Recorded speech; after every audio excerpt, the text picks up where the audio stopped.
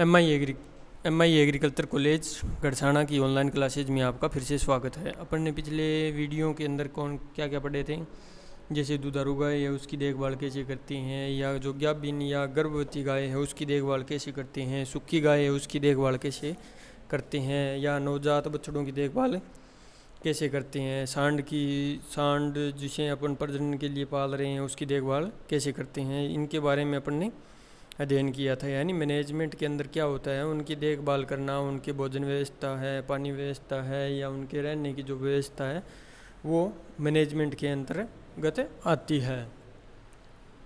और साथ में ही उनकी जो रोग बीमारियां हैं उनसे निपटने के लिए या कौन से इलाज किए जा सकते हैं, या रोग से बचाव के लिए अपन क्या क्या कर सकते हैं, उनके बारे में अपन ने अध्ययन किया था। या जो दुधारू गाय हैं या जो गर्भवती गाय हैं उनके लिए कितने कितने दाने की मात्रा देनी चाहिए, इसके बारे में अपन ने पिछले वीडियो के अंदर क्या किया था, अध्ययन किया था। फिर उसके बाद जो प्रजनन सांड है उसके आहार की व्यवस्था के बारे में अपन ने अध्ययन किया था। उसके बाद आता है सांड की नाक में छल्ला डालना है, रिंगिंग। जब सांड की आयु लगभग 2 वर्ष की हो जाती है तो उसे काबू करने के लिए या वश में करने के लिए नाक के अंदर क्या करते हैं कि धातु का छल्ला डालते हैं, यानी वो स्टील का भी हो सकता है, लोहे का भी हो सकता है। तो वो जो छल्ला होता है उसकी एक समान मोटाई का होना चाहिए, साथ में ही ज़्यादा बड़ा भी नहीं होना चाहिए, और वो उसके नाक में डालते हैं ताकि उसको काबू किया जा सके।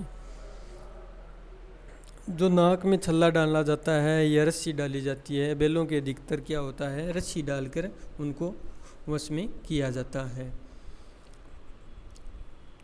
अब क्या करते हैं, जो सांड होता है उसको इससे जो छल्ला डालते हैं नाक के अंदर उससे नहीं बांधना चाहिए, क्योंकि जब वह उगर या किसी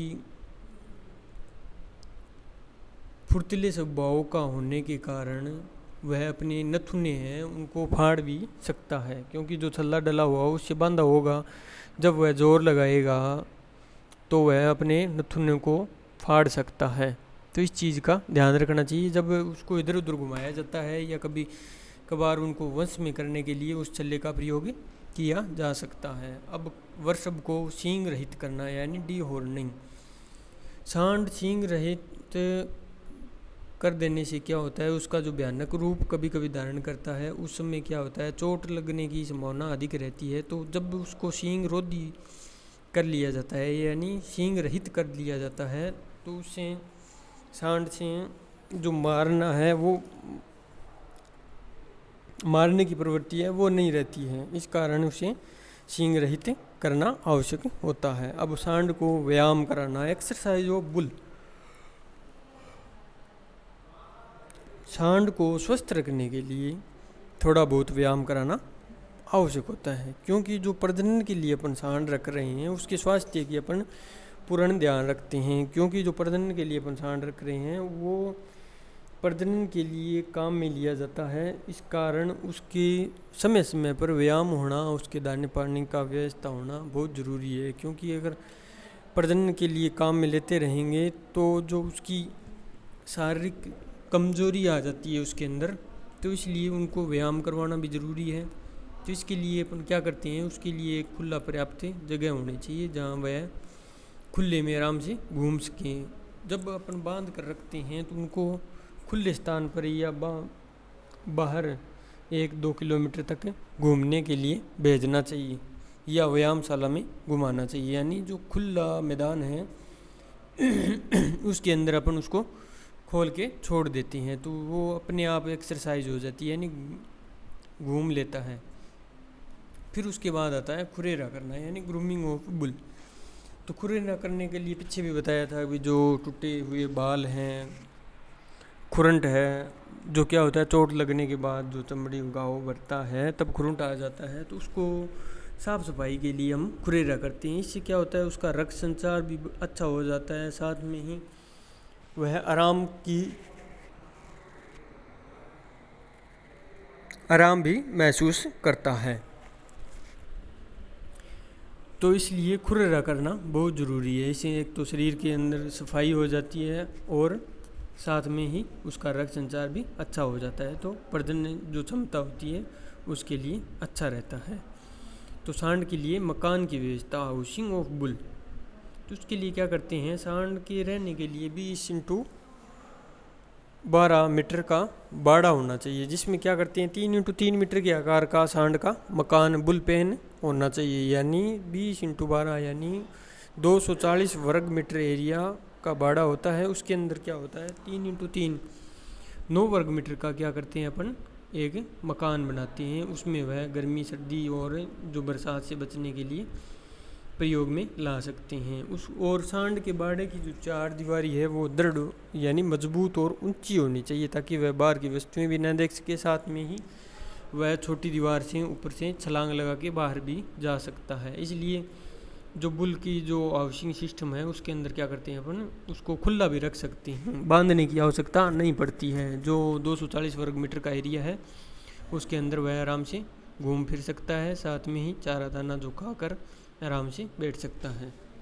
फिर उसके बाद आता है रोगी सांड का उपचार करना।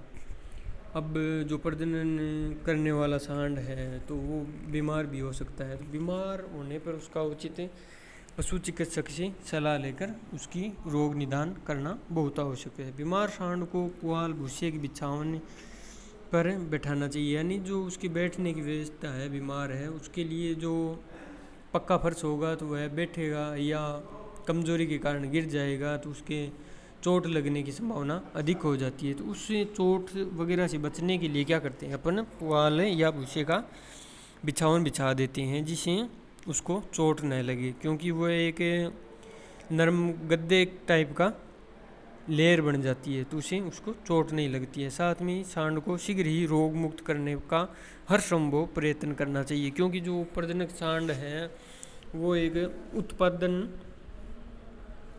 उत्पादन के रूप में भी जाना जाता है।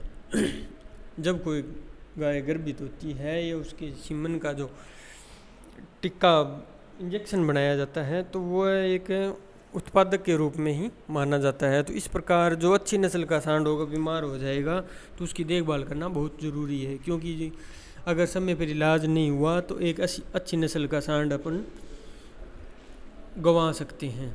तो उसके बाद आता है सांड की नपुंसकता। तो कभी कभी क्या होता है कई कारणों के कारण सांडों में अंदर नपुंसकता आ जाती है, या अधिक सर्विस लेने से क्या हो जाता है उसके अंदर जो शुक्राणुओं की संख्या है वो घट जाती है, या वह प्रजनन योग्य नहीं रहता है। तो इस स्थिति में क्या करते हैं उसे पौष्टिक आहार खिलाना चाहिए और समय समय पर उसको व्यायाम भी करवाना आवश्यक है। अधिक प्रोटीन वाले चारे तथा दाना आदि देने से सांड के साथ नम्रता का व्यवहार करने तथा आहार में नियमितता रखने पर वह फिर से अपनी शक्ति जो प्रजनन शक्ति है उसको प्राप्त कर लेता है। उपरोक्त कार्यक्रमों को ठीक प्रकार रखा जाएगा तो सांड से अधिक संतोषजनक प्रजनन कार्य लिया जा सकता है। तो ये हो गई सांड की देखभाल या जो उसका हाउसिंग सिस्टम है तो उसके बारे में अपने अध्ययन कर लिया। उसके बाद आता है बछड़ों का बदिया करना या सींग अवरोधन करना, कास्ट्रेशन और डीहॉर्निंग ऑफ काफ। इसमें क्या करते हैं बछड़ों को बदियाकरण कर दिया जाता है। इसके एक तो होता है पूर्ण बदियाकरण और एक होता है उसके अंदर आता है जो उसकी प्रजनन क्षमता है उसको, यानी शुक्राणुओं की संख्या है या शुक्राणु जो ट्यूब है नसबंदी जिसे अपन क्या बोलते हैं नसबंदी के अंदर क्या करते हैं जो उसकी शुक्र वाहिनियाँ होती हैं उनको नष्ट किया जाता है, लेकिन जो बदियाकरण है उसमें पूर्ण रूप से उसको बदियाकरण कर दिया जाता है, यानी वह प्रजनन योग्य नहीं रहता है। तो ये बदियाकरण क्यों किया जाता है ताकि जो नस्ल है यानी जो नस्ल सुधार का जब कार्यक्रम चलाया जाता है तो उसमें जो अच्छी नस्ल के सांड नहीं होते हैं या जो आवारा घूमने वाले सांड होते हैं उनको बदियाकरण किया जाता है ताकि उनसे कोई प्रजनन क्रिया न हो, साथ में ही उनसे कोई खराब नस्ल के बच्चे पैदा न हो, इस कारण उनका बदियाकरण किया जाता है।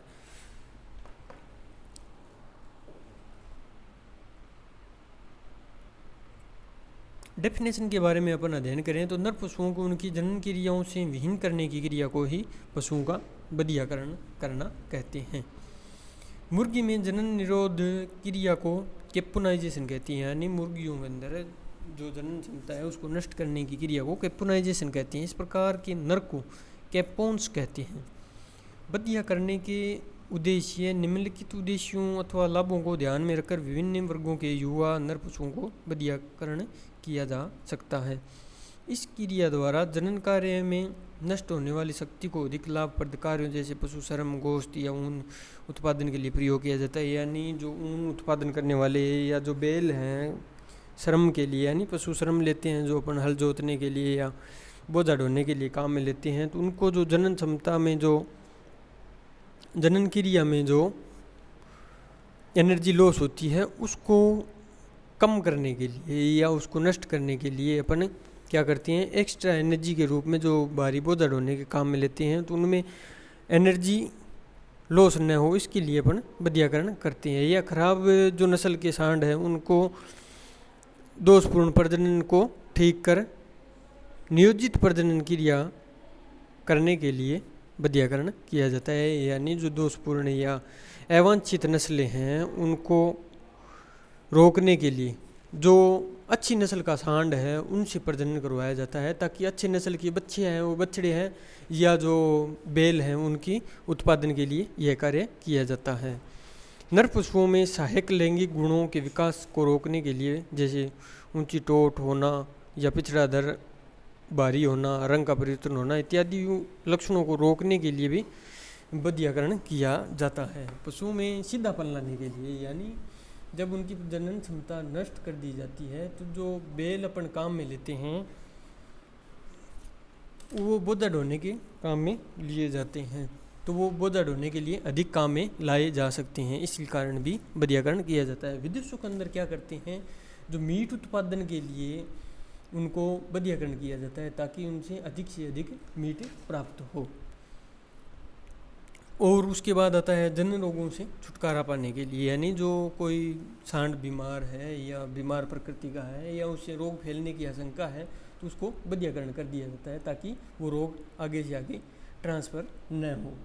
इसके लिए भी बदियाकरण किया जाता है। पशुओं को बदिया करने की आयु इस बात पर निर्भर करती है कि पशु को किस उद्देश्य की पूर्ति के लिए बदियाकरण किया जाना है, यानी मीट उत्पादन के लिए किया जा रहा है या जो बैलगाड़ी या बोझा ढोने के काम में लिया जा रहा है या ऊन उत्पादन करनी है, तो उस उद्देश्य से अपन अलग अलग तरीके से बदियाकरण किया जाता है। तो बदियाकरण करने के सबसे उत्तम आयु जो है बछड़ों के अंदर वो है 1.5 से 2 वर्ष, जबकि गोश्त के लिए जो भेड़ यानी मीट उत्पादन के लिए भेड़ व बकरी के बच्चों को 1 माह के बाद ही बदियाकरण कर दिया जाता है। बदियाकरण करने का उचित समय क्या होता है, शीत ऋतु होता है, क्योंकि इस मौसम में छूत रोगों का भय कम रहता है। छूत रोग वो होते हैं जो संक्रामक रोग होते हैं, यानी एक दूसरे के संपर्क में आने से जो फैलने वाले रोग होते हैं ना, उन्हें अपन छूत रोग बोल सकते हैं। जैसे उदाहरण के लिए रूप में कोरोना, तो कोरोना एक छूत की बीमारी है। बदियाकरण करने की विधियाँ, तो बछड़ों को बदियाकरण करने की 2 प्रमुख ढंग है, यानी एक तो है इंडिजीनियस यानी ग्रामीण मेथड है और दूसरा है आधुनिक यानी साइंटिफिक मेथड है। तो इन 2 मेथडों को काम में लिया जाता है। तो ग्रामीण मेथड के अंदर क्या करते थे, यह एक बहुत ही घातक और क्रूर विधि है। इसके अंदर क्या करते हैं, एक आदमी द्वारा 2 डंडों से कैंची का आकार बनाकर उनके अंडकोशों को दबा दिया जाता है, साथ में ही उन अंडकोशों पर लकड़ी के तोड़े से प्रहार किया जाता है। तो यह एक बहुत ही घातक और क्रूर विधि थी जिसको अब काम में नहीं लिया जाता है। विधि की हानियाँ क्या थी कि यह विधि अधिक घातक व कष्टदायक थी, पशु के साथ एक बहुत ही क्रूर व्यवहार के रूप में माना जाता है। कभी कभी पशु पूर्ण रूप से बदियाया नहीं होता है, ये इसके हानियाँ थी। तो वैज्ञानिक ढंग साइंटिफिक जो मेथड है उसके अंदर अपन क्या करते हैं, समय समय पर बदियाकरण करने की अनेक विधियाँ निकाली गई है। जैसे जैसे नई तथा उत्तम विधियों का प्रयोग हुआ, पुरानी विधियों का प्रचलन लुप्त होता गया और वैज्ञानिक विधियाँ भी 2 प्रकार की हैं। उसके अंदर क्या होता है, एक तो रक्त रहित विधि है, जिसके अंदर क्या होता है, बदियाकरण करते समय कोई यानी रक्त का बहाव नहीं होता है, यानी रक्त से स्राव नहीं होता है, उसके कारण कोई चीरा फाड़ी का काम नहीं होता है। तो वह विधि क्या हो गई, रक्त रहित विधि हो गई, ब्लडलेस मेथड हो गया। उसके अंदर पहला क्या है, बर्डीजो यंत्र यानी बर्डीजो कास्टेटर मेथड है उसी। अब यह मेथड का आविष्कार इटली के वैज्ञानिक बर्डीजो द्वारा किया गया, इसी कारण इसका नाम क्या रख दिया गया, बर्डीजो कास्टेटर, यानी जो पशुओं को बधियाकरण करने की जो इस विधि का उत्पत्ति कहाँ से, इटली से हुई और बर्डीजो नामक वैज्ञानिक ने इसकी खोज की थी। इसी कारण उसके नाम पर ही इसको बर्डीजो कास्टेटर मेथड भी नाम दे दिए गए। इस विधि में क्या करते हैं, पशुओं को गिरा या बछड़ों को गिरा कर उनको बस में कर लिया जाता है तथा बर्डीजो कास्टेटर की सहायता से उनके जो अंडकोश हैं तथा साथ में ही रक्तवाहिनियाँ, जो संख्या प्रत्येक 2-2 होती है, यानी रक्तवाहिनियों की संख्या कितनी होती है, 2-2 होती है, जोर से दबाया जाता है। इस प्रकार इनका संबंध अन्य अंगों से पृथक हो जाते हैं, यानी इनको बर्डीजो कास्टेटर की सहायता से दबाने पर जो इनका शरीर से जो कनेक्शन था या रक्त संचार था या भोजन या हार्मोन्स ऑक्सीजन की जो प्राप्ति होती थी वो बंद हो जाती है। इस कारण अंडकोश नष्ट हो जाते हैं, और जब अंडकोश नष्ट हो जाते हैं तो उनसे शुक्राणुओं की जो शुक्राणु जो रिलीज होते थे वो क्या हो जाते हैं, बंद हो जाते हैं, तो वह पशु प्रजनन योग्य नहीं रहता है। तो उससे क्या होता है, वह एक तो स्वस्थ रहता है, हष्टपुष्ट रहता है और जो शांत स्वभाव का हो जाता है। इस कारण ही बधियाकरण किया जाता है। इस विधि के लाभ क्या है, यह विधि सरल व सस्ती व कम समय लेने वाली है, कम कष्टदायक होती है और रक्त का बहाव नहीं होता है और रोग से लगने का भी डर भी नहीं रहता है। इस विधि का सर्वाधिक प्रयोग किया जाता है। इलास्ट्रेटर विधि है, इस विधि में क्या करते हैं, रबर का एक बहुत बड़ा छल्ला होता है, उस छल्ला को क्या करते हैं, इलास्ट्रेटर की सहायता से उसके जो अंडकोश है उनके ऊपर की ओर चढ़ा देते हैं। ऐसा करने से जो अंडकोश में रक्त भोजन वायु संचार था वो रुक जाता है तथा अंडकोश कुछ समय बाद ही सूख जाते हैं। इस प्रकार इनकी वृद्धि नहीं होती है और पशु जनन अयोग्य बन जाता है। यानी इलास्ट्रेटर की सहायता से एक बहुत बड़ा छल्ला, रबड़ का जो छल्ला होता है वो डाल दिया जाता है अंडकोशों के ऊपर, तो उनकी जो नाड़ियाँ होती है, अंडकोश की जो कनेक्शन होता है शरीर से, तो वो क्या हो जाता है, बंद हो जाता है, जिस कारण क्या अंडकोश सूख जाते हैं और वह प्रजनन योग्य नहीं रहता है। यह सभी विधियों में उत्तम विधि है, पशु को अधिक कष्ट नहीं होता है और पशु के अंग में रोग नहीं लगता है। फिर उसके बाद आता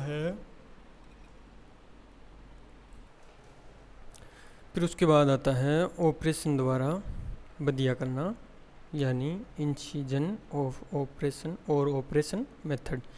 इस विधि में पशु का प्रमुख अंग ऑपरेशन द्वारा अलग कर दिया जाता है। तकनीकी रूप से नर पशुओं में अंडकोश को निकालने की इस क्रिया को ऑर्किडेक्टोमी तथा मादा पशुओं में अंडाशय ओवेरीज को निकालने की क्रिया को ओफोरेक्टोमी के नाम से पुकारते हैं। यदि मादा पशु में से रोगग्रस्त अंडाशय को निकालना है तो इसे ओवेरीटोमी कहा जाता है। विधि के लाभ क्या है, छोटे पशुओं के लिए यह ठीक है और पशुओं के लिए अधिक कष्टदायक है।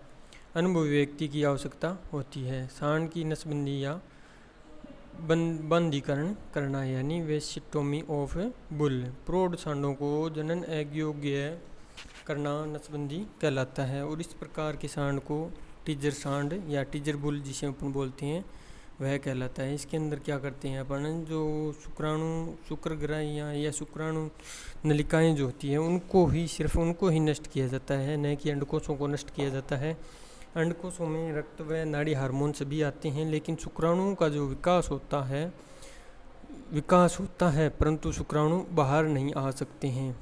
तो इसमें क्या होता है, टीजर बुल जो अधिक बड़े या ज़्यादा गायें रखी जाती है गौशालाओं के अंदर या कोई जो डेयरी फार्म है उनके अंदर अधिक गायें रखी जाती है, तो उस समय क्या करते हैं, एक एक गाय पर नज़र नहीं रखी जा सकती है भी कौन सी गाय ऋतु में यानी ईट में आई हुई है या नहीं आई हुई है। तो उसमें क्या करते हैं, सांड को एक बाड़े के अंदर टीजर बुल जो होता है उसको एक बाड़े के अंदर रखा जाता है। यानी नसबंदी करने के लिए अंडकोश से शुक्राणु लाने वाली शुक्र वाहिनियों को काट दिया जाता है, अतः शुक्राणु आगे सीसन में नहीं जा सकेंगे।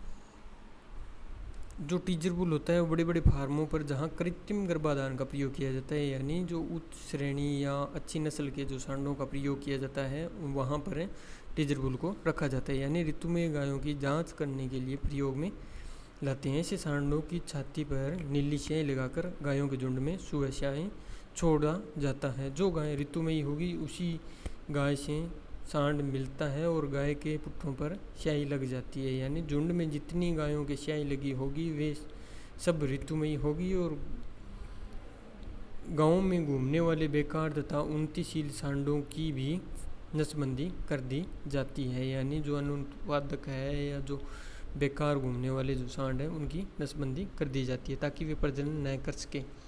यानी जो अच्छी नस्ल का जो सांड नहीं होगा उससे प्रजनन हो जाता है तो वह जो बछड़ी या बछड़ा पैदा होगा वह एक नस्ल का नहीं होगा और उससे क्या होता है उत्पादन में हानि होती है। तो इस प्रकार से बंधीकरण किसी भी समय किया जा सकता है। इसकी विधि भी बंधीकरण करने के समान ही, यानी बड़ी जो कास्टेटर मेथड्स हैं या छल्ला डालना मेथड है उनके अनुसार ही किया जाता है। अंतर इतना ही है कि इसमें वृषण रज्जु को नष्ट नहीं करते हैं, यानी जो अंडकोश हैं उनको नष्ट नहीं किया जाता है। फिर उसके बाद आता है पशुओं में सींग अवरोधन क्रिया, यानी डी हॉर्निंग ऑफ कैटल। परिभाषा सभी प्रकार के पशुओं को उनके सींग से रहित करना ही डी हॉर्निंग या सींग अवरोधन कहलाता है। सींग रहित यानी पुल्ड, जिस जाति के बच्चों में वृद्धि के समय सींग नहीं निकलते हैं उन्हें ही सींग रहित पशु कहते हैं। जब पशु जंगलों में पहले क्या होता था, पशु जंगलों में रहते थे तो उनको अपनी सुरक्षा के लिए, यानी जो दुश्मन है या विनाशकारी पशु थे जीवों से रक्षा करने के लिए ही सींगों का प्रयोग किया जाता था। लेकिन क्या हुआ, धीरे धीरे पशुपालन व्यवसाय को प्रगति पर लाना शुरू किया या उन्नतिशील पशुपालन किया जाने लगा तो उस समय क्या हुआ, उनकी रक्षा हुआ है जो पशुपालक होता है वो खुद करता है। तो उस समय क्या होता है, आज सींग लाभ के स्थान पर हानिप्रद सिद्ध होते हैं, क्योंकि जहाँ पर पशु झुंड में रहते हैं बड़े तथा बलवान पशु अपने सींगों से में कमज़ोर तथा छोटे पशुओं को मारते हैं। उन स्थिति के अंदर क्या करते हैं, अगर सींग रहित जो पशु होंगे तो क्या करेंगे, अन्य पशुओं को अगर मारेंगे तो उनसे चोट नहीं लगेगी, जो कमज़ोर पशु होंगे उनके चोट नहीं लगेंगी और वो उन्हें नहीं मार पाएंगे। साथ में ही झुंड में जो पशु रहते हैं तो उनके लिए ज़्यादा स्थान की आवश्यकता नहीं पड़ती है, यानी कम स्थान में अधिक पशु भी रखे जा सकते हैं। फिर उसके बाद आता है जैसे मुर्रा भैंस है तो उसके सींग जो होते हैं जलेबी आकार के होते हैं, तो आपस में जब लड़ते हैं पशु तो सींगों से क्या होते हैं, उलझ जाते हैं। तो उलझी हुई सींग का छुटकारा तभी, या तो सींग या तो अपन छुड़ा सकते हैं या छुड़ा नहीं सकते हैं, तो वो जब सींग टूटेंगे तब ही उनका फैसला होगा, यानी जब अलग होंगे। इस प्रकार कभी कभी बड़ी घातक हानि हो जाती है, प्रबंधन में भी बाधक होते हैं क्योंकि पशु कभी भी हमला कर सकते हैं। इस प्रकार सींग अवरोधन से अनेक लाभ होते हैं, यानी जो शक्तिशाली पशु हैं दुर्बल पशुओं को साथ में रख सकते हैं, पशुओं का आपस में लड़ाई नहीं होगी तथा इससे क्या होगा, ऐन तथा कोख आदि में चोट लगने का डर भी नहीं रहता है, यानी कोई पशु अगर किसी पशु को मारता है तो उससे चोट नहीं लगती है या कोई हड्डी टूटने का वगैरह का नुकसान नहीं होता है। पशुओं की देख रेख अच्छे ढंग से की जाती है, या जो पशुओं को भोजन देने के लिए, चारा देने के लिए, दाना देने के लिए जो श्रमिक रखा होता है उसको भी अधिक भय नहीं रहता है, क्योंकि सींग रहित होंगे तो उसे नुकसान नहीं होगा। एक स्थान पे अधिक पशु रखे जा सकते हैं और भोजन भी पास पास कर सकते हैं, चारागाह में भी व्यवस्थित रह सकते हैं। पशुओं में पालतू गुण बढ़कर सहनशीलता भी बढ़ती है, यानी जो सींग रहित पशु होंगे तो जब सींग नहीं होंगे तो उनकी मारने की जो प्रवृत्ति है वो कम हो जाएगी और पशु एक व्यवहारिक रूप से जीवन जीने लगेगा। फिर आता है अवरोधन का समय, यानी टाइम ऑफ डीहॉर्निंग। तो पशुओं को सींग अवरोधन करने की जो अवस्था है उसमें क्या करते हैं, सुगमतापूर्वक और सफलतापूर्वक 1 से 2 सप्ताह की आयु में किया जा सकता है, यानी जो डीहॉर्निंग किया जाता है वो 1 से 2 सप्ताह की आयु में कर देना चाहिए। पशुओं की आयु अधिक हो जाने पर उनके सींग अलग करना सुगम नहीं है, यानी आसान नहीं है, वो क्या हो जाता है, मुश्किल हो जाता है। जब सींग बड़े हो जाते हैं तो डी हॉर्निंग करना मुश्किल हो जाता है। इसके लिए साथ में ही सींग बड़े होने पर या पशु का बड़े होने पर उनके लिए कष्टदायक होता है। तो पशुओं की सींग रोधन करने की निम्नलिखित विधियाँ हैं। कौन कौन सी विधियाँ हैं? जैसे डी हॉर्निंग है, डी हॉर्निंग सा यानी आरी है, फिर उसके बाद डी कास्टिक स्टिक्स यानी कास्टिक छड़ है, केमिकल डी हॉर्निंग है। ये 4 मेथड दिए हुए हैं। डी हॉर्नर क्या होता है? एक छड़ होती है जिसके द्वारा अपन उसके जो सींग कलिकाएँ हैं उनको नष्ट किया जाता है। इसमें क्या करते हैं, अनेक प्रकार के सींग अलग अलग करने वाले डी हॉर्नर प्रयोग में लाए जाते हैं। इसमें सींग को उखाड़ने वाले, काटने वाले और जलाने वाले बर्निंग प्रकार उल्लेखनीय है। इनके द्वारा सींग अलग किए जाते हैं। ज़्यादातर क्या करते हैं, डी हॉर्नर कौन से प्रयोग में लाए जाते हैं? बर्निंग वाले डी हॉर्नर का ही प्रयोग अत्यधिक किया जाता है। जो छोटे पशु होते हैं 1-2 सप्ताह की, उनकी जो सींग कलिकाएँ होती हैं उनको, उनके चारों ओर के जो बाल है वो काट कर उनकी कलिकाओं को इससे डी हॉर्नर जो बर्निंग वाला होता है उसको लाइट में लगाकर गर्म किया जाता है, और गर्म करने के बाद जो कलिकाएँ हैं उनको नष्ट किया जाता है।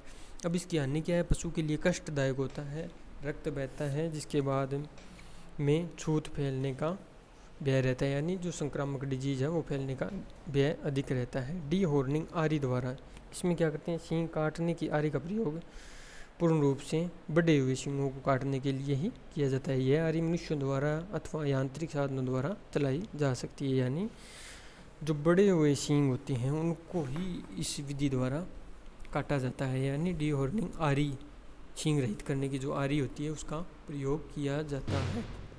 कास्टिक छड़ द्वारा, यह विधि सर्वोत्तम है। इसमें पोटेशियम हाइड्रोक्साइड रसायन की छड़ का प्रयोग किया जाता है।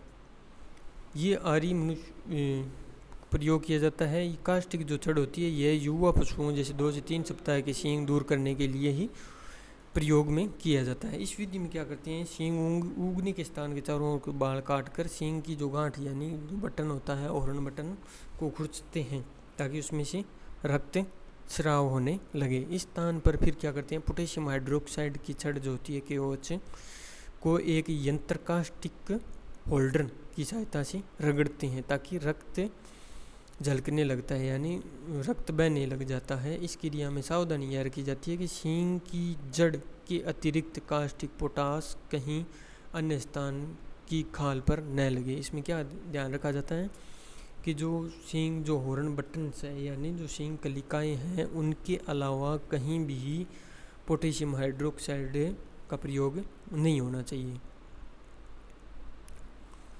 अगर कहीं कास्टिक पोटास कहीं अन्य स्थान की खाल पर लग जाता है तो उसे नुकसान होने की संभावना रहती है, यानी जो रक्त बहता है उसके साथ जो मिश्रित कास्टिक पोटास है वो बच्चे को की आँख में चला जाए तो भी आँख गंवाने का डर भी रहता है। इसके बचाव के लिए हॉर्न बटन्स के चारों ओर वेसलिन का घेरा बना दिया जाता है।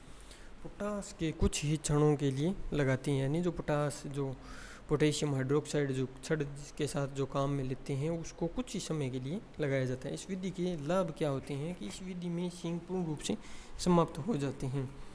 पशु को सप्ताह से पहले भी डीहॉर्न कर सकते हैं। इसमें बड़ी सावधानी हानि क्या होती है, इसमें सावधानी या प्रशिक्षित व्यक्ति के द्वारा ही यह कार्य किया जा सकता है। फिर आता है रासायनिक डीहॉर्नर द्वारा यानी केमिकल डीहॉर्नर। कुछ प्रमुख तैयार रासायनिक पदार्थ डीहॉर्नर के काम में लिए जाते हैं। यह हॉर्न बटन्स पर लेप की तरह लगा दिया जाता है, यानी जो हॉर्न बटन्स जिसको मैंने आपको बता दिया सींग कलिकाएँ होती है, यानी नवजात व 1 से 2 सप्ताह के जो बछड़ियाँ होती हैं उनकी सींग कलिकाएँ होती है, यानी बटन के आकार की ही होती है, यानी जो वो शरीर से बाहर नहीं निकले होते हैं लेकिन उनके निशान हैं वो दिखाई देते हैं। तो इस प्रकार उसे जो होता है केमिकल्स उसका उस कलिका के ऊपर लेप कर दिया जाता है ताकि वे आगे न बढ़े। इससे बच्चे को कोई कष्ट नहीं होता है और उनके सींग आगे नहीं निकलती हैं। इसके प्रयोग आने वाले प्रमुख मिलाने वाले जो केमिकल्स हैं उनको क्या कहते हैं, पोल्ड हॉर्नर कहते हैं, यानी केमिकल डीहॉर्नर और पोल्ड हॉर्नर। तो लाभ क्या है, आसान एवं कम समय लगता है, सींग पूर्ण रूप से समाप्त हो जाते हैं। हानि क्या होती है इनकी कि कहीं कहीं पर यह रासायनिक पदार्थ नहीं मिलता है। उपरोक्त वीडियो में प्रारंभ से ही पशुओं के सींग समाप्त करने के लिए कास्टिक स्टिक विधि का ही प्रयोग अधिक होता है। कम आयु में पशु को पूर्ण रूप से सींग रहित कर दिया जाता है। तो ये आज अपन ने किस बारे में अध्ययन किया, डीहॉर्नर के बारे, डीहॉर्निंग यानी सींग रोधन करने की विधि और जो बधियाकरण की जो विधियाँ हैं उनके बारे में अपन ने अध्ययन किया था। और सांड की नसबंदी टीजर बुल क्या होता है उसके बारे में अध्ययन किया। कौन कौन से मेथड हैं यानी बधियाकरण करने की कौन सी विधियाँ हैं, रक्त रहित विधि है या बिना रक्त रहित विधि है, कौन सी विधि का उपयोग करते हैं। तो ज़्यादातर क्या होता है बड़ी जो कास्ट्रेटर का ही प्रयोग किया जाता है बधियाकरण के रूप में। जो ग्रामीण विधि थी वो अब आजकल प्रयोग में नहीं लाई जाती है। ये आपको बता ही दिया। बधियाकरण करने की उम्र कितनी होनी चाहिए, 1.5 से 2 वर्ष होनी चाहिए। फिर उसके बाद अपन ने पढ़ा था भी कौन सी पर्पज़ के लिए बधियाकरण कर रहे हैं। फिर उसके बाद उससे पहले अपन ने क्या पढ़ा था भी थल्ला कैसे डालते हैं नाक में, जो सांड होता है उसकी थल्ला कैसे डालते हैं, या जो प्रजनक सांड है उसकी देख रेख कैसे करते हैं, उनके बारे में अपन ने अध्ययन किया है। तो इसमें आपको ये जो मेन बातें हैं इनका ध्यान में रखना है। जब आप इनको पढ़ोगे तो आपके ऑटोमेटिक दिमाग में आने शुरू हो जाएंगे भी कौन सी विधि को किस रूप में काम में लिया जाता है, या क्या उसके लाभ हैं, क्या उसकी हानियाँ हैं। तो यह विधियाँ काम में ली जाती है। अब ये आपको ये भी पता होना चाहिए कि जो नसबंदी है वो अलग प्रकार की होती है और बधियाकरण होता है वो अलग प्रकार का होता है। क्योंकि एक में तो पूर्ण अंडकोशों को नष्ट किया जाता है और दूसरे जो नसबंदी है उसके अंदर सिर्फ क्या करते हैं, नसबंदी यानी किसी नाड़ी को ही बंद किया जाता है। यानी वो नाड़ी कौन सी होती है, जो शुक्रवाहिनियाँ होती है वो नाड़ियों को काट कर बंद कर दिया जाता है। उससे क्या होता है, शुक्राणु बाहर नहीं निकलते हैं।